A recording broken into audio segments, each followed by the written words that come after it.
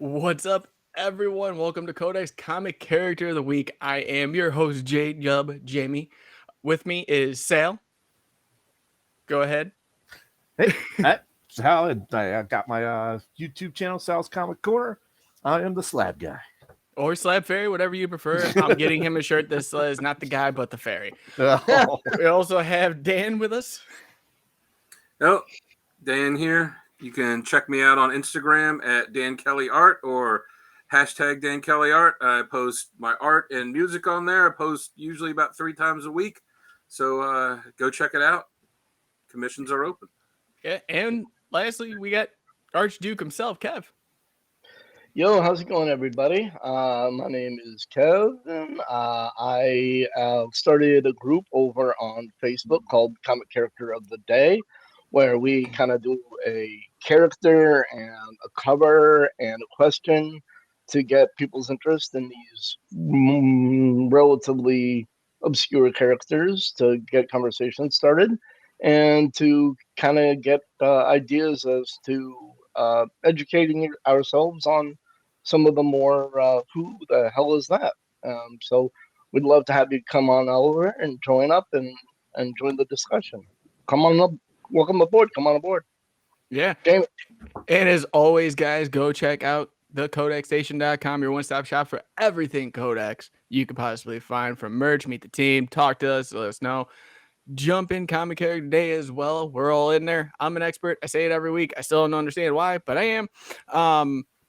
But yeah, we're going to be starting our second episode here of Codex's Comic Character Week. And who do we have this week, Dan? We have Spider-Man. He's somewhere. The amazing, spectacular, sensational, friendly neighborhood, Nice. full of adjectives. Insert adjective here. Right. Incredible, invincible. No, wait. No, never mind. Yeah, no. Superior, Obscure. that's the other titles, Kev. That's the other titles. Okay. Those are for others. Well, let's get into his origin then. All right, so I think most of us know Spider-Man's origin, so just to cover it real quick. Peter Parker was a shy, awkward nerd. Parents died when he was young. He was raised by his Aunt May and Uncle Ben. On a school trip, he gets bitten by a radioactive spider and magically, scientifically, I guess, gets the powers of a spider and decides that he's going to seek fame and fortune. He lets it go to his head, lets a criminal that is robbing the television station that he is doing a spot at run free because he said it's not his business. That same criminal then later goes on to kill his Uncle Ben. And when he catches the guy, he realizes who it is. And that's when he vowed to always use his powers for good, not for selfish purposes. And something his Uncle Ben told him, which has become probably the best mantra in all of comics: with great power comes great responsibility. All right. Well, like you said, everyone kind of knows that origin. Every movie has it, aside from Homecoming, I believe. Mm-hmm. They kind of scroll over it a bit. I mean, you see it in the games everywhere. Like, that origin is well-renowned, kind of like last week's episode with Batman. Mm-hmm. But let's get into talking about the character and what he works best with and what scenarios. So, Kevin, take it away, bud. You know, honestly, as much as I love Pete and Spidey, really, they have him in the only situation that works for him. New York City. I mean, any place that doesn't have tall buildings, or I mean, I guess he could work in the jungle and like the forest with the trees, but still, the only way that really works is with the tall buildings. If Spider-Man were in the middle of like a field in Arkansas, that would be it. Like, there's no way he would Did they do be. a commercial about that recently? Did Where they? like Tom Holland stepped out of a motel and like went to shoot his web. Yeah, I like, seen that. in the middle of nowhere, and then Ned pulls up in a car to pick him I up. missed that. But yes, exactly. Without like the ability to swing from building to building, or like get out of the way of oncoming attacks.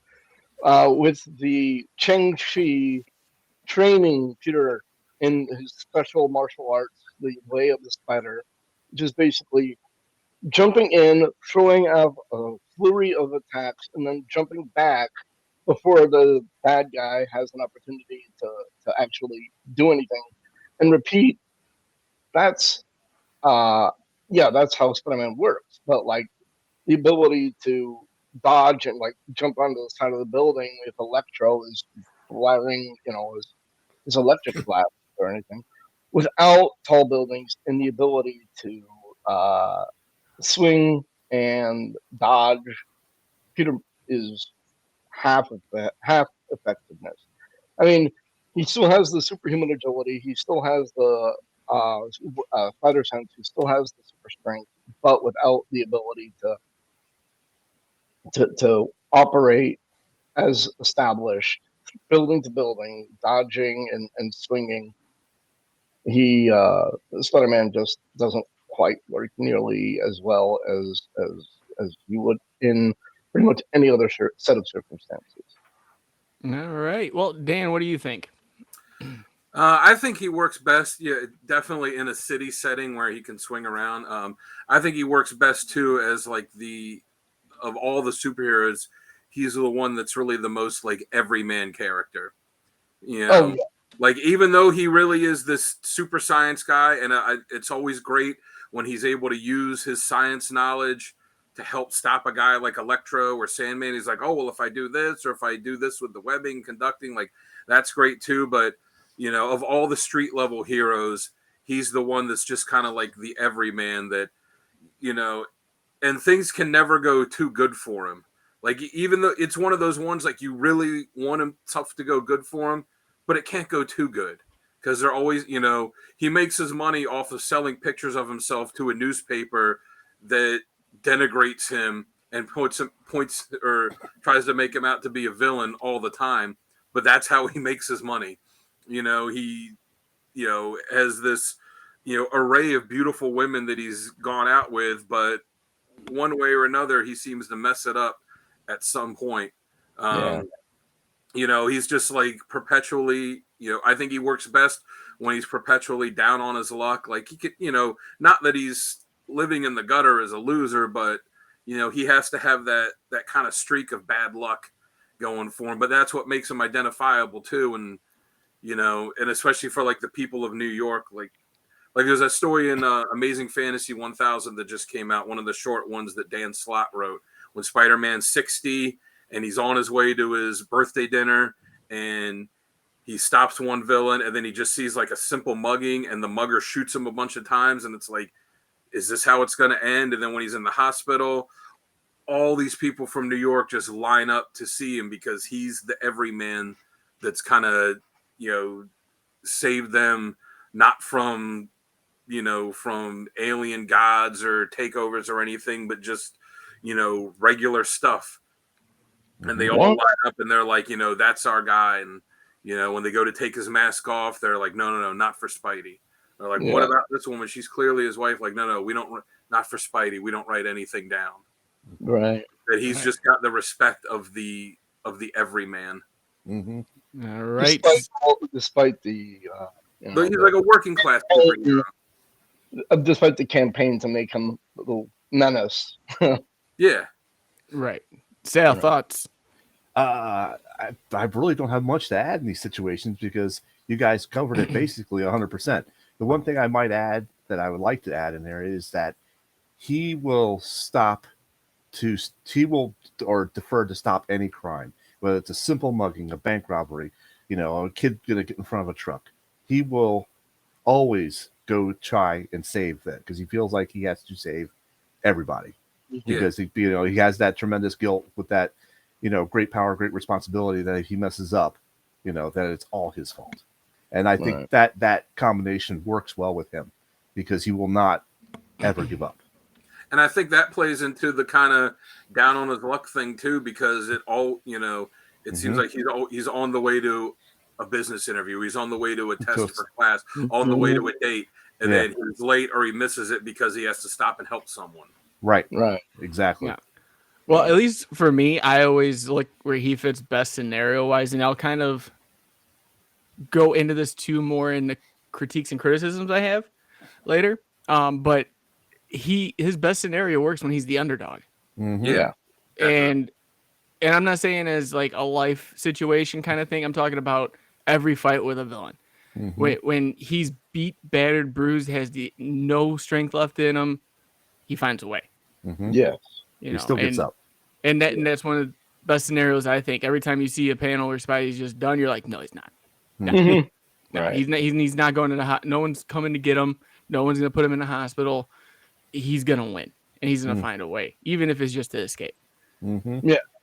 It's But great. speaking of villains and fights, Sal, let's talk about some of the most badass moments in Spider-Man. Yes. Yes. I am ready for you. So I've got two, and I'm going to start with. I'll start with this one. Okay. This happened in Maximum Carnage, and he is battling with Venom and Carnage and through this whole series. The whole while, Venom wants to kill Carnage, wants to kill him.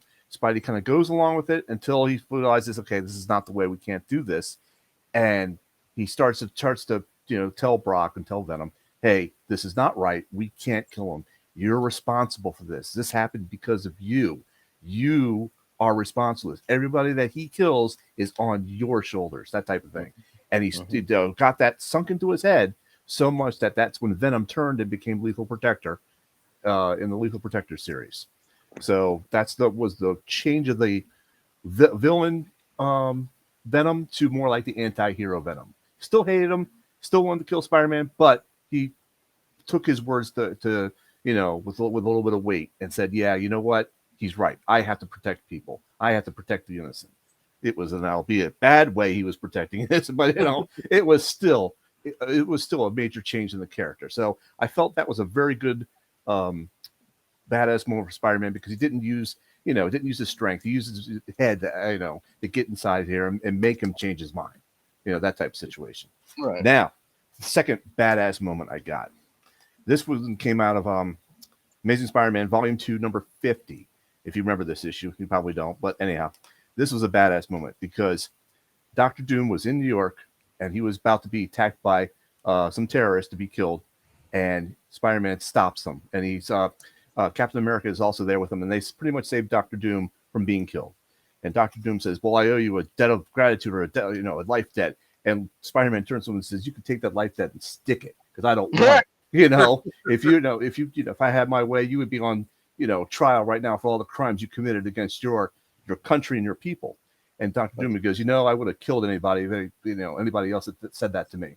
But since you saved my life, I'm going to let that go, and leaves. And I'm like, damn, he just stood up to Dr. Doom and said, stick it, So that to me was a badass moment.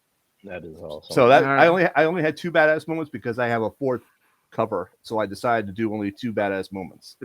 Right. One of the things that I would like Peter to give to Paul. One of the things that I would like to add to anybody listening and watching is we are going to be making all these references to comic issues. Spider-Man this, Amazing Spider-Man number this, Amazing Spider-Man number that. Yep. There's been a veritable cornucopia of volumes of the Amazing Spider-Man. Mm-hmm. So whatever Amazing Spider-Man number we mentioned, you got to take it with a grain of salt because it might not be from the third volume or the sixth volume. It might there's a lot of different. My stats are right. My stats are right. I looked. I Yeah. referenced that. I referenced that. I referenced that. Focus here is I got right. Yeah. So just saying. Yeah. Well, Kevin, what are yours? I got three. Obviously, number three is when Kingpin, when Spider-Man reveals to the world that he's Peter Parker during the Civil War, or not Civil. Is it? Yes, it is Civil War. Mm-hmm. Civil War run, and Kingpin is like, he's been a thorn on my side for a long time. I'm gonna do something about it, and hires a hitman to shoot him. And of course, Peter Spider-Sense pings and dodges out of the way, and Aunt May gets hit. Spider-Man was like, "Oh hell no!"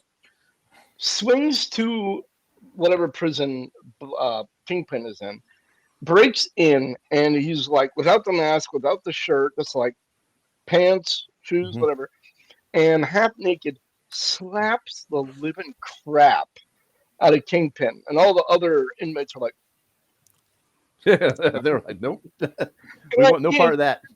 Kingpin tries to fight back, but it's like, and then it's like, as Kingpin is laying battered and bruised, broken on the floor. I'm not trying to make a Natalie Imbruglia reference. Never mind that part. But it's on the ground, and Peter says, like, look, if Aunt May dies, so do you. Just saying. Be warned. And then takes off. Like, that was like such a hardcore moment. He also said that Spider-Man wasn't going to kill him, that Peter Parker was going to kill him.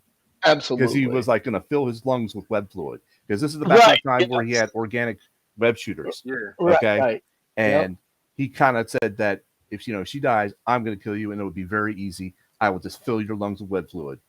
And he goes, it won't be Spider-Man doing it. It will be me. That type of situation.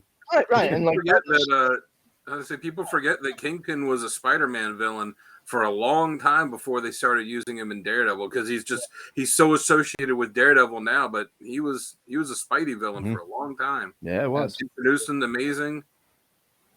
Yep. All right, sorry, Kev, go ahead. Anyways, number 2 is pretty much any fight with Morlun. Because Morlun is the spider eater. He's the yeah. I don't know if you guys remember who I'm talking about, but he's the character that like goes, and his whole point is like an animal avatar vampire, and he goes over and he eats all the spiritual power of all of these animal based beings. Mostly spiders.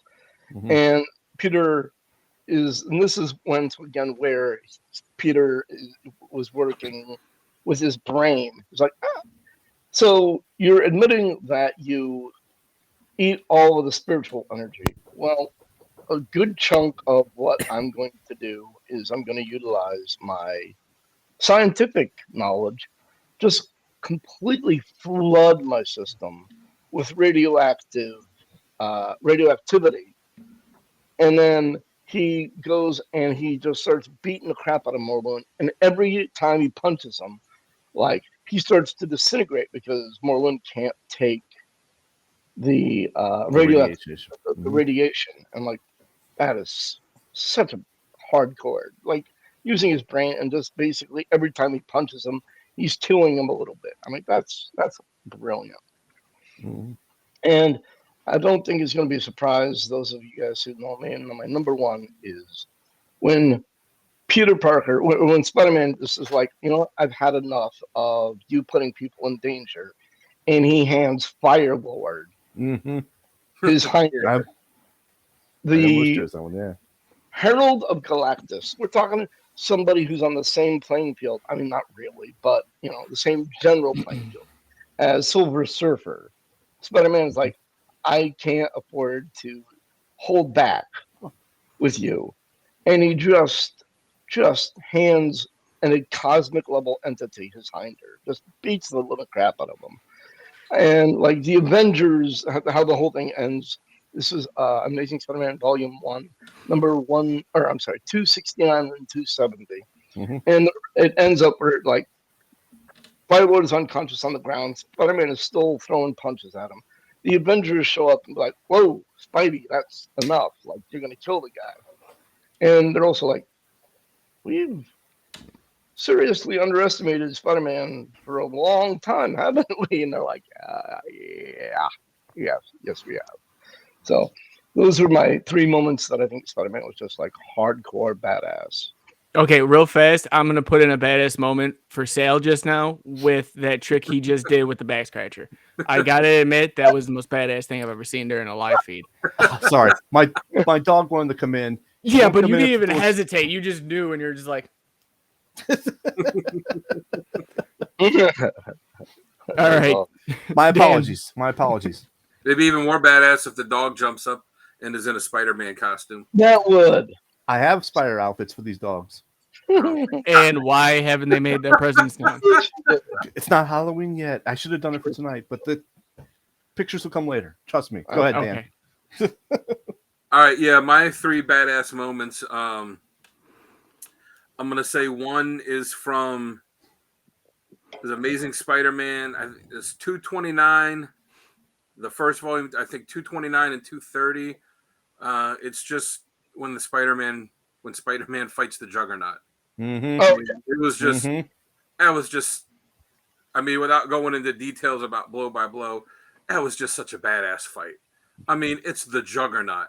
And it kind of goes along with what Kevin was saying about him fighting Fire Lord and what you said, Jamie, that he's best when he's the underdog. I mean, Mm-hmm. just about anybody that fights Juggernaut is going to be the underdog in that fight, but especially Spidey. And, and he finds a way to win. My second one is from Ultimate Spider-Man. It was from the end of the series when Peter dies, but it was before that when they were doing the Death of Spider-Man storyline, and he just spent issues in his book, and I think it was in the Ultimates too, just in the miniseries, just getting beaten and pummeled by different villains. And at one point the Punisher shoots him, and and he thinks everything's over, and he's going home to Aunt May and and Gwen and Mary Jane, and he's just beaten and battered, and then the whole overpowered Sinister Six shows up, and they're intent like we're gonna kill everybody, and he just digs down, finds it in him. I think was it you, Sal, said when he just refuses to give up, Mm-hmm. beats, ends up taking a beating, but defeats the whole Sinister Six. And then, when he's laying there, and was it in MJ's arms, and he, and they're like, you did it, you saved us, everything, and he dies. So obviously not the dying part, but the fact that he was already so beaten that he should have been dead, and yet he still found a way to protect the people that he loved the most, Mm-hmm. At the cost of his own life, knowing, like anything he even said, like knowing while it was happening, that's what was going to go down. That's very Spidey. Yeah. And my number one is from the first volume of Amazing Spider-Man, number 33, when he's trying to get the, this formula that can help save Aunt May's life, because he had previously in an issue had to give her a blood transfusion. The radioactivity in his blood was killing her. And him and Kurt Connors are like, oh, if you get this thing, then you could save her. And Dr. Octopus and his henchmen had stolen it. And they basically he fought Doc Ock, and he was just buried under all of this rubble and machinery and all this stuff. And he couldn't move. And then he just starts and the thing he needs is just out of reach. And then it's just going through all the panels where he's like, I gotta save it. And I gotta do this. And he slowly is, push it up. And then it gets to one of the best Spider-Man panels ever, this iconic panel where he just lifts it all up. Mm-hmm. The big splash page panel lifts it all up over his head. Beautiful panel drawn by John Romita Sr. and lifts it all up and frees himself, gets the stuff, it helps Aunt May, but just that, that never give up, never say die attitude, and just freed himself when he shouldn't have been able to. Right. Well, for me, my 3, and I didn't realize this while I was doing it because I had a little bit of a list. I didn't have too long of a list, but my 3 all involve either Venom or Carnage for some reason. Yeah, I wonder why. For some reason. For 3, I had the same one as you, Sal. Instead of playing the I'm gonna just beat the crap out of you, I'm gonna get in your head. Mm-hmm. From Maximum Carnage. Mm-hmm. Number 2 was him ripping off the symbiote suit. Mm-hmm. And the belt classic. tie. Oh, the belt tie. Yeah, that was so Yeah. good. Yeah. But my number 1 actually came out of, and I believe I'm right on this, I've been trying to look it up just to see because I don't want to dig through the issues because it's a lot. Is from Absolute Carnage. There is a part in there where Venom has to leave, and he leaves Dylan, his son, and Normie with Spider-Man, and they're fighting through these like sewers, and they were in a facility because it was was it Jay Jonah's son turning into a werewolf too? Yeah. And all Yeah. these symbiotes are coming after him, and they're backing him in corners, and finally there's just this broom closet. He tells Dylan and Normie not to open the door until he says it's safe. And he goes, if you do not hear me, you do not open this door. And he's already beat, broken, battered, half the mask is ripped off, and he just webs the door as much as he can. He's like, I haven't slept for days. He's standing in front of the door, and you see all the symbiotes coming after him, and he's like, all right, this is how we're gonna do this. He goes, if I die, these kids aren't. And he just goes in after him, and I'm like, the entire time. I remember And that I was issue. like, It's classic. yeah. So those are my top three. That's Nice. awesome. Good one. But Nice. you know, like we said in the last episode too, and I think we're gonna say in all the episodes, is they always have badass moments. But what are some critiques? You know, where do they potentially suck at? Yeah. And Kevin, I'll let you take this one away. So I think my biggest critique is at this point, Spider-Man. When I was growing up, Spider-Man was equal parts. Great power comes with great responsibility, and the quips and humor. And I think that they've taken all of Spider-Man's humor and dumped it onto Deadpool. Yeah. Spider-Man is nowhere near as funny as he used to be. He's entirely focused on power, responsibility, and woe is me, I'm down on my luck, which is an essential part of the character. But man, bring back funny Spidey. Oh yeah. I remember there was one issue, or it was a couple issues, where he was fighting somebody called the Foreigner. And he's like, I'm such a huge fan. I have all of your albums. I'm like, hey. And then he goes back and he's like, man, like Spider-Man busted into the Foreigner's apartment, penthouse, whatever, and woke him up. And he's like, takes off like his bedclothes and he's wearing like pajamas. And Spider-Man is fighting the Foreigner. And like he's explaining to somebody like, I just fought the Foreigner in his pajamas, and how I got into his pajamas, I have no idea. I'm like, that's comedy, man. That was funny stuff. Like that was gold. that was Spider-Man, and being written at his, I think at his best. Where if I'm not crying, if I'm not laughing, I'm crying. So like, I miss the funny Spidey. And I think that is my biggest critique of the character in this day and age. Especially because I agree, especially because it was such a different personality as Spider-Man than he was as Peter Parker, because he's shy and reserved as Peter, and then he puts the mask on. It's like, this is my outlet, as I'm bullied and life kicks me around. Like, this is my outlet here. Actually, they covered that in an early issue of Ultimate Spider-Man. He was fighting the demonic Green Goblin. He's like doing these stupid jokes. He's like, "What is wrong with me?" And he's like, "Oh, it's probably because I'm scared shitless." Yeah. Right? So I'm like, that's a huge aspect of Spider-Man that I miss, and I think is missing today. Right. So Dan, where do you think critiques lie within Spider-Man? I think Spider-Man works best when he's on his own, not part of, like, it's cool when it's, Spider-Man's guest starring in Avengers for this issue, or hey, these guys are guest starring in, of course, because he's popular, he's, popping up in all kinds of books, or characters are popping up in his book. But when he's essentially a solo character and not part of a team, because I think, character-wise, he just works better like that. I mean, respect level-wise and everything, all the other heroes respect him, and he, that's why he's on the teams. And plus, you put your most popular character on the stuff. But he's just one of those characters that when he joined the Avengers, I was just like, this just doesn't, he's not a team character. Right.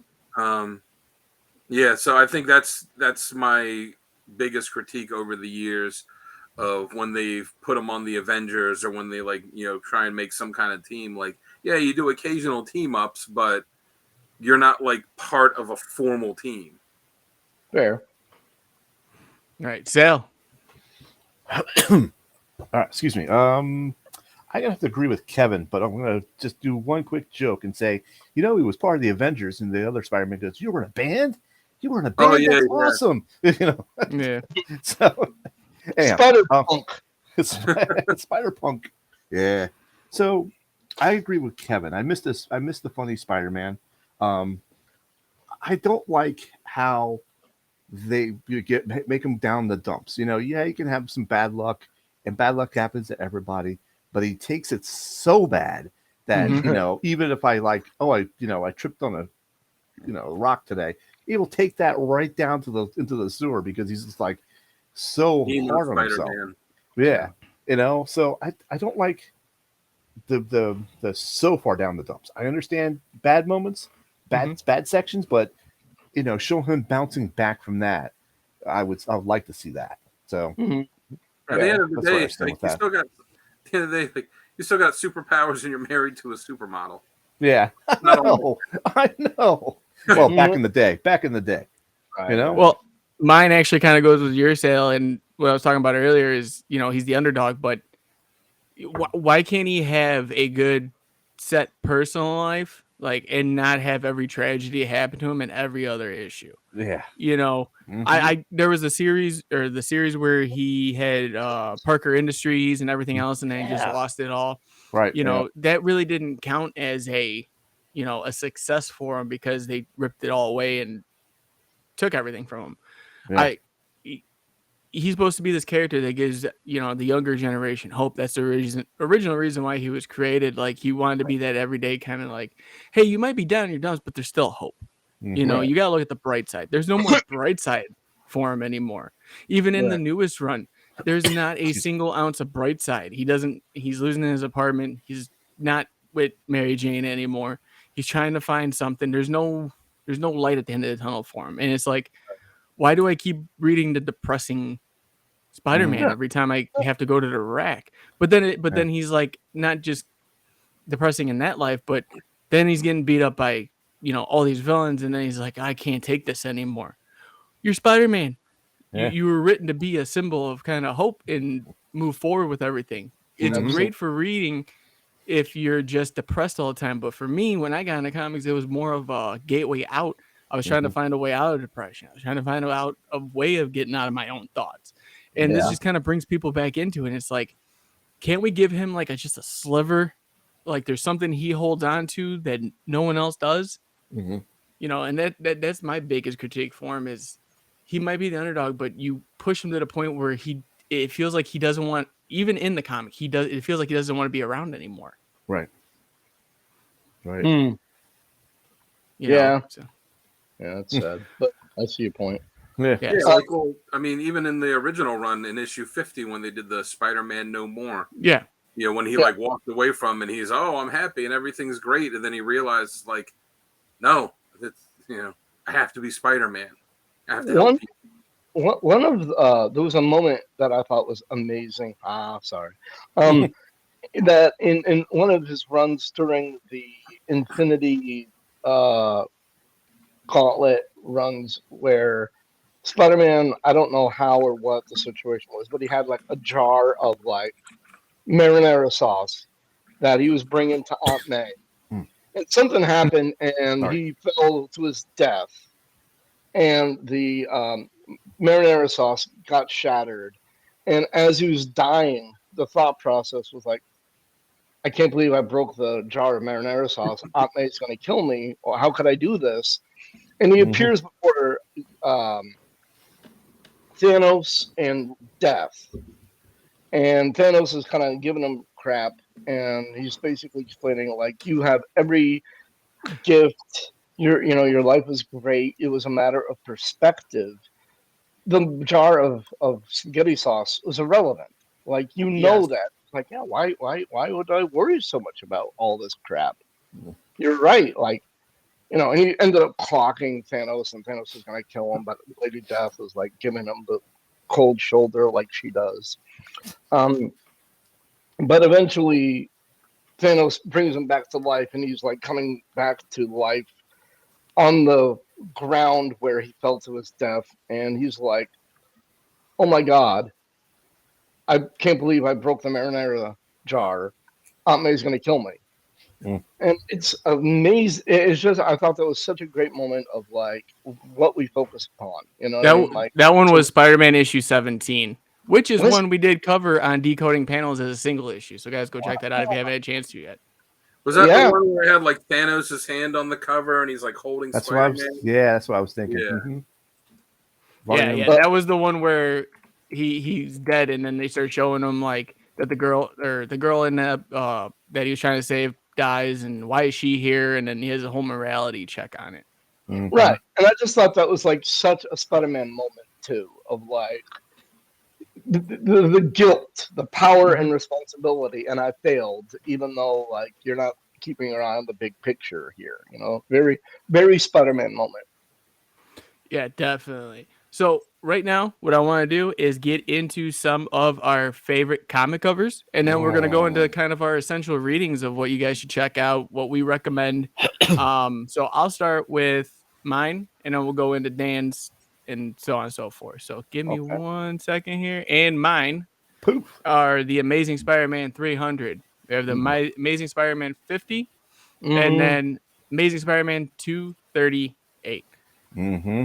I think these for the first two, the comics stand the test of time. Those two are the most homaged covers you will ever see. That's true. Ever. Mhm. I've seen so many ways and different interpretations of them that it's uncanny. Another adjective.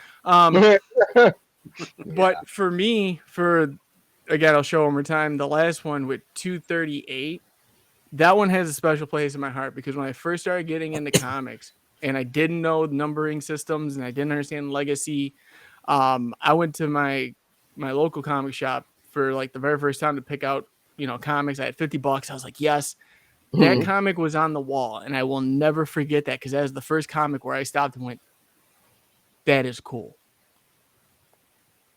Like that one always had a special place in my heart, so that's why it made my top 3 automatically. That was an awesome moment. It kind of like called to you. Yeah, it just, and the funny thing is, I never really stuck with Spider-Man as a comic because, like I said, it always felt like depressing to me. I can see that. But at the same time, it always, when he is written right, it's great. Mm-hmm. So we'll get into Dan's 2 right now. So Dan, first one. Awesome. Oh, yeah. Yeah. I love the black costume. Yeah. Web of Spider-Man 7. Mm-hmm. And then he also took. Yes. Great. There's a connecting cover with that one too, from Amazing Spider-Man, I believe. I got that one at a comic show about a year ago out of a dollar bin. That's awesome. Great condition. That and then the issue where Jan DeWolf got killed. Both of them I got from. I was like, yeah. Are you kidding me? Yeah, I also had the Spider-Man 50 in mind too. The Spider-Man No More, where he's walking away. Yeah. That's such a great cover. That was created in Spider-Man 2. Yeah. The funny thing is that Spider-Man 300, I bought the Spawn 300 that was the homage cover for it, and I got like Spawn issues 1 through 6, and that's it. And then it goes 1 through 6 in my CLZ, and then 300. You got a small gap there. Yeah, just a bit. The Spider-Man No More barely missed my list. All right. Well, Kevin, you can tell everyone your list, right? Meow. Woo! Webless Spider-Man #1. That was like one of the first Spider-Man comics I actually picked up. Like it was like I actually bought with my own money. I've had access to comics before then, but that was like the first time I paid money for a comic. Then there's Spider-Man #700, which is pretty much every Spider-Man comic ever made into one iconic image of Spider-Man's mask. It's such a cool thing. And if you look at Last Remains Amazing Spider-Man number 55, that Mhm. is such like the details on that is Right. amazing. And that's the Gleason, isn't it? Pat Gleason, yep. Because I got all of them except for one of them, and I need it, and it's pissing me off. Which I one do you need? have I'll look it up. You go ahead, Kevin. I have every like printing after that of that other than the first one, and I'm like, man, I can't believe I missed the first printing of that because it was just so like, wow, that's gorgeous. So Yeah, it's the original. Okay. yeah. It's striking too because it's as detailed as it is. It's a very simplistic cover. It's just here's a side shot of Spider-Man's head, and there's some spiders coming down, and then they change the color of the head in each printing. But like, there's not a whole lot there. It's like it's a plain black background and that, but just and it just looks like illuminated webs. Pops, it pops so much because of that. Right. It's spiders webbing forming Spider-Man. I mean, that's really. Who would have thought that would have been a good cover? Like, honestly, not. It's true. It would have gone into how many different printings? Yeah, I know. It's at like double Z now. Yeah. But no, with that one, what I was trying to make the joke of is like Spider-Man, it made with webs. No one ever has thought of that over the course of how long Spider-Man's been around. Spiders man. Yeah. All right, now I'm gonna give Sales, and I'm gonna leave the photo up there because Sal had 4, and he's gonna explain why. I had to do this. I had to do this. Sal, you turned into Tim when we did the top animated series, where he's like, they're tied, but they made no sense. But mine will make sense, I promise. If they don't, you're kicked off. All right, all right, go ahead. Hit me. All right. Oh, look, we got Jared Leto and Spider-Man. All Jared Leto jokes aside, the Morbius cover is just awesome. I just love that with the Spider-Man with the 6 arms and everything. That was just amazing cover for me. The other one, 151, that slab that's up on the wall. I've got that signed by Stan Lee and Joan Ramada. The very fact, the presence of Spider-Man getting up and saying, "No one, no one's, you're not going to leave out of here alive." Blah blah blah. That's just a typical, Spider-Man fight back type situation. So I just love that cover. And then, of course, we have Amazing Spider-Man 252. Oh, that's the wrong cover, but I want the original, but I grabbed the wrong one. With the first appearance of the black costume in Amazing Spider-Man, and of course, then it comes along with the homage cover of 300. So I love both of these covers because of the black costume. So they match. All right. Yeah. Boom. Good. You're safe for another episode there. Thank you. Yeah. So, all right. Sal, why don't you kick us off with some of the essential readings? Please. Yes. Okay. For 3, I got 3 of them. Essential readings. Okay. Sure you don't have 12? I had no, they're not like you, Dan. We don't have a laundry list of readings and writers and artists. I actually did. So we won't talk about that. Yeah, no one does. All right. So I got the Death of Gwen Stacy, Amazing Spider-Man 121 and 122, and that consequently goes with the Death of the Green Goblin too, as well. That was a very traumatic, I want to say, story. So I felt like it had a lingering effect on Peter Parker Spider-Man and his character for all time. It's just one of those things that will always be lingering on him. If you get a chance, I would actually recommend reading The Death of the Stacy Family, because that also includes the death of her father, who actually did figure out, he was Spider-Man, but never said anything. And, and he tells Spider-Man he knows who he was as he was dying. So it kind of resonated with him a little bit more. So Dennis Leary, rest in peace. Yes. So if you're going to try to read this story, I would say read The Death of the Stacy Family. But Death of Gwen Stacy, very, very sad, but very, I don't know, potent, you might say, in his Spider-Man life. Next one I got is the Craven's Hunt. That goes over all the titles, Web, Amazing, and Spectacular at the time. And Craven's Hunt is where he actually tries to kill Spider-Man. Then he takes his costume and then patrols the city trying to be a better superhero than Spider-Man. That type of situation. And of course, Spider-Man digs himself out of the grave. And one of the covers has him coming out of the grave. It's pretty cool. It almost made the list on the covers, but almost made mine too. Yeah. All right. So it fell off on that, but that was a very good, very well written story. So that's always good, worth a reread too. Mhm. As for my last one, I have Maximum Carnage, a epic 14 part storyline across 5 titles. Spectacular Web, amazing, just plain Spider-Man, and also the Spider-Man Unlimited series that was out at the time. So this crossed over into all those titles, and this is back in a time frame where these epic events weren't every other week. This was if this was an epic event, it was like once a year type situation. If it was now, that 12 issues would have spanned across 100 different issues into different stories. Oh 14, yeah, but yes, miniseries. It did have a video game. it did, and I have that too, and the cartridge was red too. It was pretty cool. Yeah, I have it too. The Sega one. Yeah, that's pretty cool. So this is the one that had my badass moment where he, stands up to Venom and tells him that, he's responsible for Carnage's havoc right now because, he's the one that created him. And so it gets into Venom's head that, oh yeah, maybe I should be responsible for this and start protecting the innocent. That type of thing. So that is my third story for my greatest story. So much reads. All right, Dan.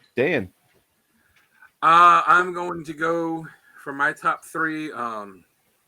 Spider-Man versus Venom, which was, I forget the exact issues it was, but it was amazing. It was 6 issues, but it was like 3 issues, and then they took a break, and then another 3 issues. An Amazing Spider-Man. It was Dave Michelin that wrote it, Todd McFarlane that drew it. It was the one. Yeah, it was the one that introduced where it first introduced Venom, and then then he came back and had the big fight with him to start out with, and I mean it was just a beautiful Todd McFarlane artwork, great story when Venom was like at his best as like this just psychotic, I'm gonna kill Spider-Man and eat his brain kind of thing, just a fun read. Another one I'm going with is one that I'm picking because I got it as a kid, and I remember reading it over and over again a lot. Was the one-shot Spider-Man versus Wolverine. Oh yeah, that one almost made my cut too. Yeah, it had Spider-Man in the black costume and the red and blue. It had Wolverine in the yellow and blue costume, and the one I like best, the brown one. It was a cool kind of espionage type of story. Where they're having to work together, but not really happy about it. And, it had some pretty major stuff happen in it when Spidey, punches the woman that, that Wolverine was kind of with. And, it wasn't what killed her because he had already kind of given her the claws, but pushed her over the edge. And then, then the major thing for Spider-Man was Ned Leeds got killed, which, considering that's who they were planning on making Hobgoblin, that like really threw a wrench in the plans of the writer doing that. And then the last one I'm going to say is another one-issue story. It's from Amazing Spider-Man 248 called The Kid Who Collects Spider-Man.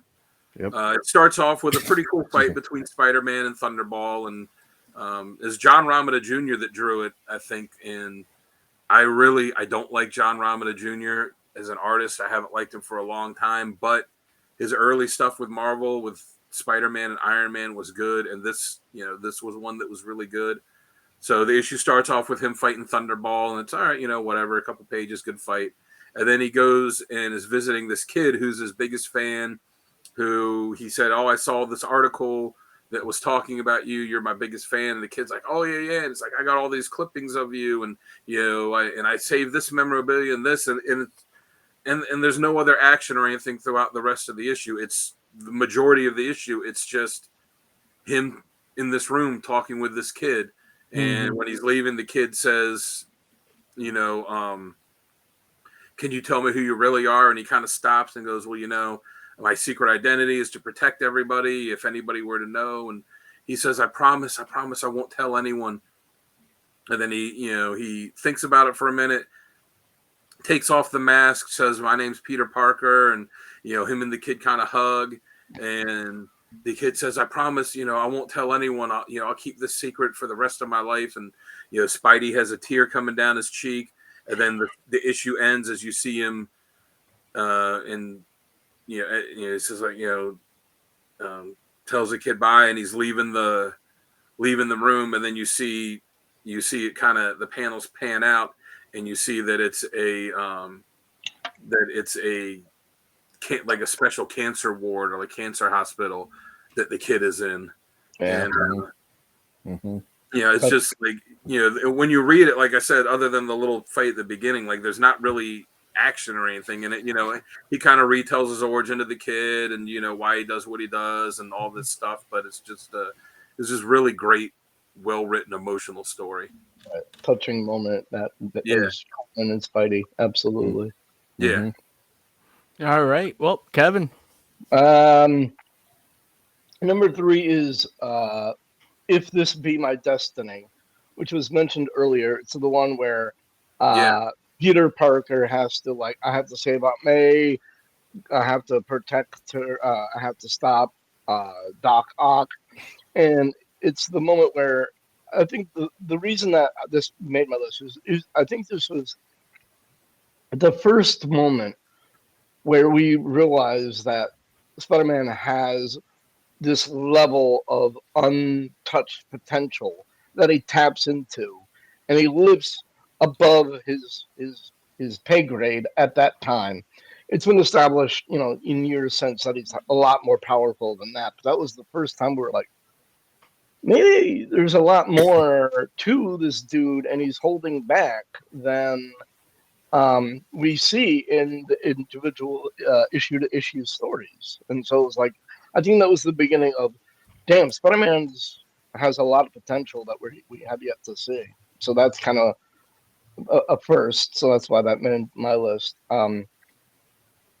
2 is, of course, the death of Gwen Stacy. That was like a moment that kind of set Peter up for like a level of emotional depth that he had not really been written with previously. It was a very powerful moment.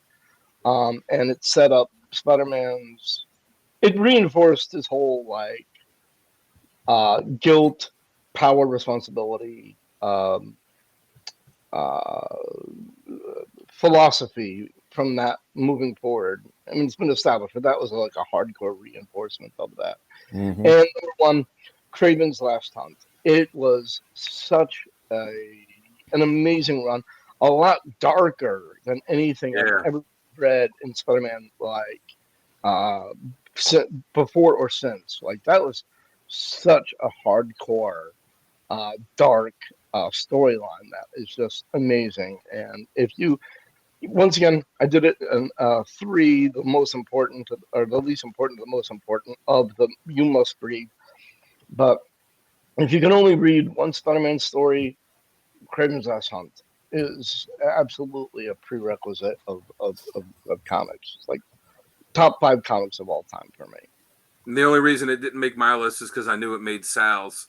And I was like, oh, well, it's definitely getting mentioned, so I'll slide something else into my list. Well, like I said, I know that a lot of us are gonna be repeating each other's lists and things moving forward. But there's one person, actually, I think, who is the contrarian of the group, who I would love to be able to hear his list because it's going to differ from the rest of us. Jamie, what you got? I got and they're in no particular order because if you're going to read them, you have to read them. As a single issue, I got The Amazing Spider-Man 36, it's September 11th. Oh, edition. yeah. Oh, I think that was that's emotional. That one hit every string you could possibly hit during a time of need for the whole country. Absolutely. The second one that I'm going to go with is Going Down Swinging, the story arc. The very first time we see Red Goblin come into play. And the reason I picked that one is because when we talk about underdog, and when I was saying earlier about how when he's beaten to barely anything, he comes back and wins. This is one of those stories where that exactly happens. For those who don't know, spoiler alert, but you're going to read it anyways.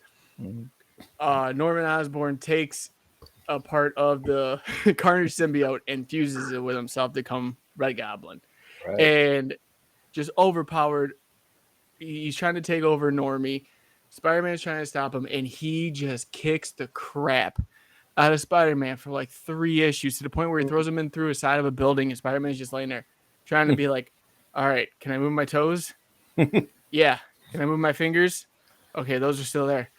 All right, I can fight. And he gets back up, and he goes after him.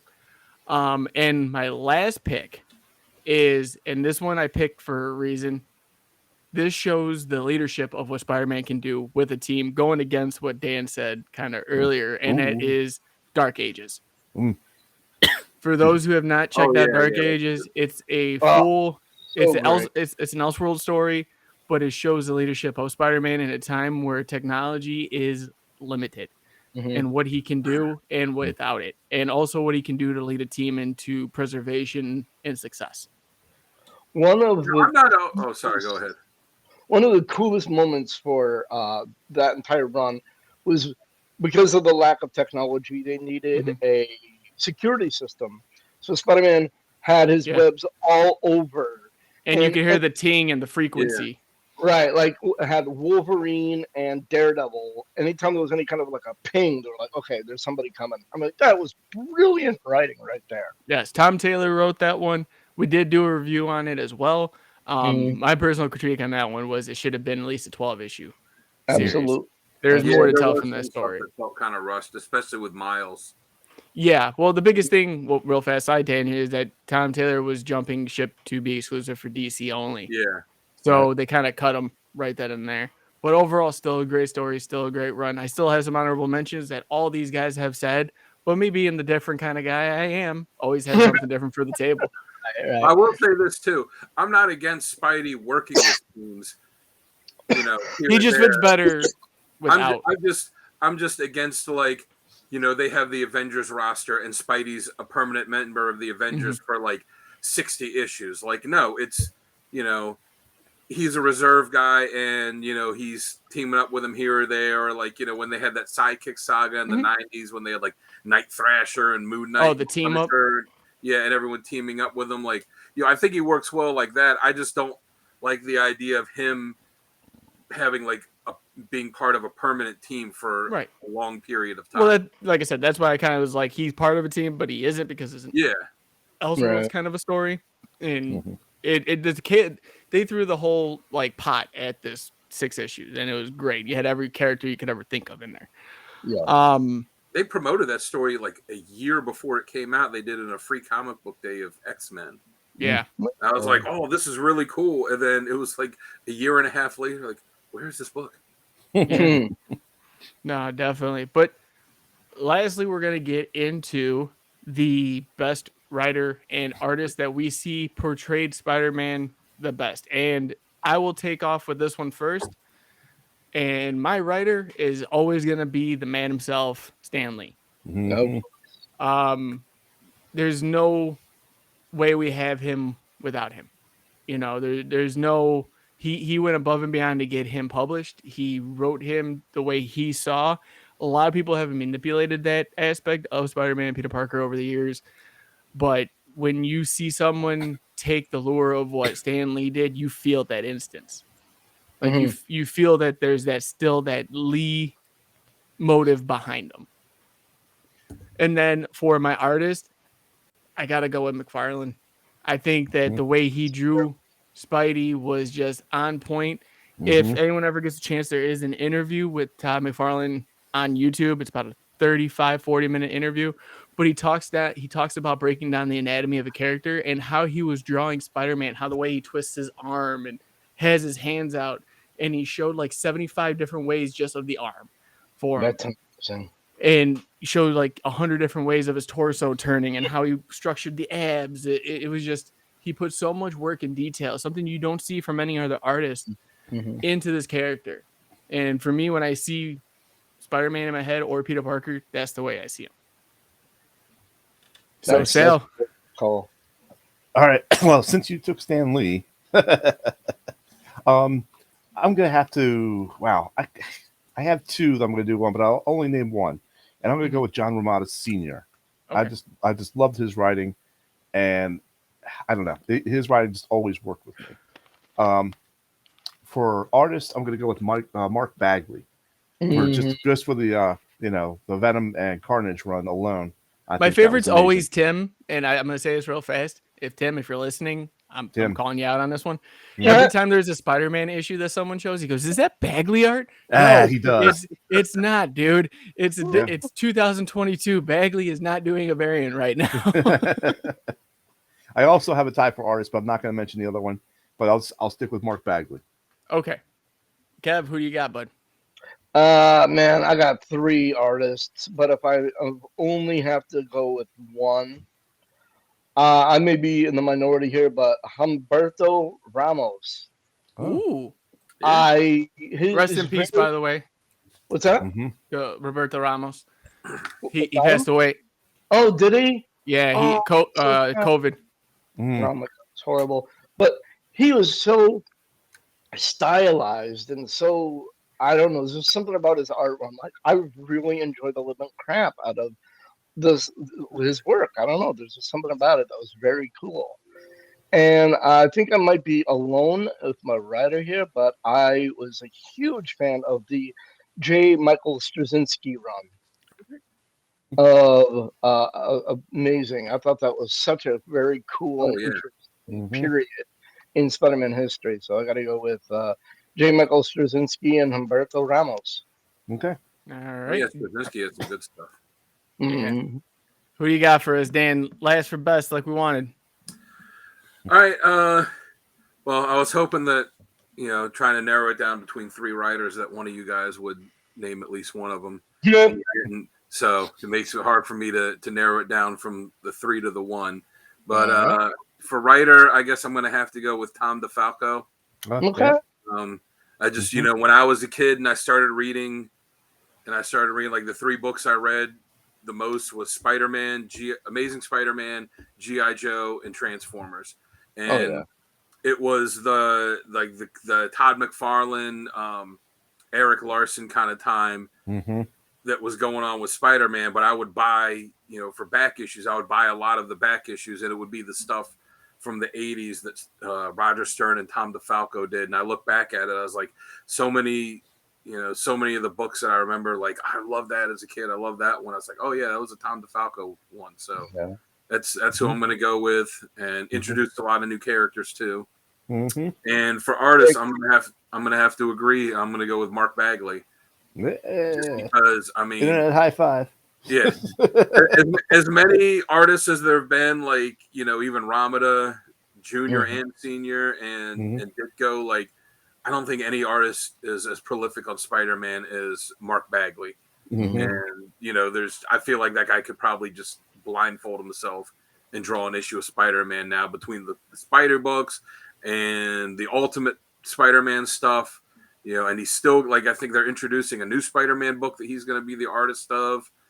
Like, it's to the point, like, when I look at it, like, that's Spider-Man to me, is the way he does it. Right. So now that wait, Jamie, you've gone as well, right? Yeah. All right. Okay. So now that we've gotten through that section, I got to do my honorable mentions. Mark Bagley, but more from the Ultimate Spider-Man run. I thought that art was very stylized and very awesome as well. And this is where you and I, Dan, are going to get into fisticuffs. Because I actually bring the views for this. Start. I actually like John Romita Jr.'s artwork. I liked his artwork before. I haven't liked it in it's how blocky and it's gotten in the years, but I like his early stuff. Yeah, I like him in general. Just my opinion. But yeah, I respect your opinion. Even though it's wrong. Okay. Yeah, even every time I talk, you might be wrong, but you're right. I mean, that's the great thing about this, with so many writers and so many artists, that we don't all have to agree that You know, like, So- oh, you can like this artist and I don't, but I like this guy and you're not a big fan of him. But, you know, it's, you know, if everything was the same, it would be, you know, if it was all Boring. homogenous, it would be very boring. Mhm. Absolutely. And that's why I'm here. What? Because you're very boring. Yes, Oh, okay. All right. Just on making sure. screen and off. Oh. You know, Very- I have to say that a lot of these guys, what you guys have mentioned, they were on my list too, and they were very hard to knock off to Right. pick one. So Right. And like the I had to reason, pick between I was like Roger Stern, Tom DeFalco, David Michelin for writer. mm, Like really between Stern and DeFalco because they were writing around the same era too. mhm. It was like hard to go back and see like, all right, who specifically did what issue? Right. yeah. Well, for the reason we do the one for it is because everyone's gonna have a different answer, and the way you bring it out is, well, the way most of us see it is, who do you see as the person that makes this book work, Mhm. either stylistically or reading on the page. Mhm. Who brings that out the most? And that's one of the reasons we go towards that, because for the people that are listening and viewing right now, they might not even know some of these people. I had no idea about writers and artists. I just picked up what I liked, and then once I realized that I like the way this looks because it differs from this one, that's what I went with. Or they wrote it this way, and another person did it, and I really didn't like the way they wrote it that way. Oh yeah, I it have, took me years I to have- figure reading comics to figure that out. Like, Mhm. oh, oh yeah, it's a different guy, and I don't like how this guy does it, but I like how this guy does it. Yeah, and this gives the interpretation to our audience that is wonderfully viewing or listening to this right now in their car or at home. A way to branch out and be like, oh, okay, so Bagley, I'll go look up Bagley, and then Jamie brought up McFarlane. I know him from Spawn. I didn't know he did Spidey, or I didn't know he did X, Y, and Z. Gives them an outlet to, actually view it for themselves. I agree. For instance, I have no idea what the hell I'm talking about. We know. We know.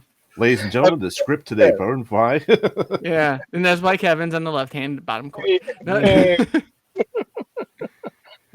But Kevin, stick to the script. Just stick to the Okay, my script. bad. Sorry. I had to have him send me the script beforehand because I forgot the order in which we were doing it today. But I think that's a great place to stop, guys. Another great week in the books. Next week's gonna be just as good. Yes. Guys, Oh, yeah. as always, my name is Jamie. I will let these guys take it out, starting with Sal. Hey, I'm Sal, and I've got a corner. It's called Sal's Comic Corner on YouTube, and I actually did just create an Instagram account called the Slab Guy 77, so you can check that out. I'm starting to add my slabs there. Still, You're not kind gonna of a get new a account. follower from me. It's gotta be Slab Fairy, or it's not worth it. So there's 76 black guys ahead of you. You will follow the Slab Guy. Okay. Damn. So check it out. Definitely, Dan. Once again, Dan Kelly Art on Instagram. You can just search hashtag Dan Kelly Art, and it'll bring my stuff up. Like I said, try to post 2 or 3 times a week. I'm actually working on a new piece now that I'm gonna post this pretty cool Wolverine looking one that I'm gonna post tomorrow, which will be in the past probably whenever you watch this. But go check it out. Commissions are open, and I am following Sal's page. Nice. Thank you. I follow the comic corner. That's enough. Not So Kevin, it would buddy. be better to change it to the Slab Fairy. I second Jamie on that. Yeah, tertiary. I'll draw you a logo. My name is Kevin. I run a group on Facebook called the Comic Character of the Day. Join. Now. Yes. Non-toxic, great group of guys talking, great conversations all around. Yeah, And It's it's Jamie's all an about the expert. love of comics. And then Well, there's Jamie. Yeah, If you want- this if you guy. want- if you want some expert advice, go to Jamie on Comic Character of the Day on Facebook. Yeah. Yep, Yeah, he's just- an expert. Do me a favor and don't at me on there, because I will not. No, I'm kidding. At me all you want. It'd be hilarious. I'll be. Who drew this? Blue Beetle. No. No. Jamie, the only guy that's broadcasting this from the inside of a lava lamp. Yes. Yes, I did the colors based on Spidey this week. You did. Red and it's awesome. Yeah. But guys, just to let you know, and you're going to hear it every episode, go check out the CodexStation.com, your one-stop shop for everything Codex. Get some merch, talk to the team, follow us, like and share, subscribe. All of our socials are on there. Guys, again, check out Comic Character of the Day. Without these guys right here, this is not possible. So, guys, go jump in there. Great group. Everyone's in there. Come talk to us. If you feel like adding me, I'll probably give you an average mediocre answer. But definitely jump in there. Join today. You're going to be missing out if you do not. Guys, be kind to one another out there. You never know what anyone's going through. And even making someone smile can change the course of their life or their day. So always be kind. And we will all see you in the next one. Damn, Skippy.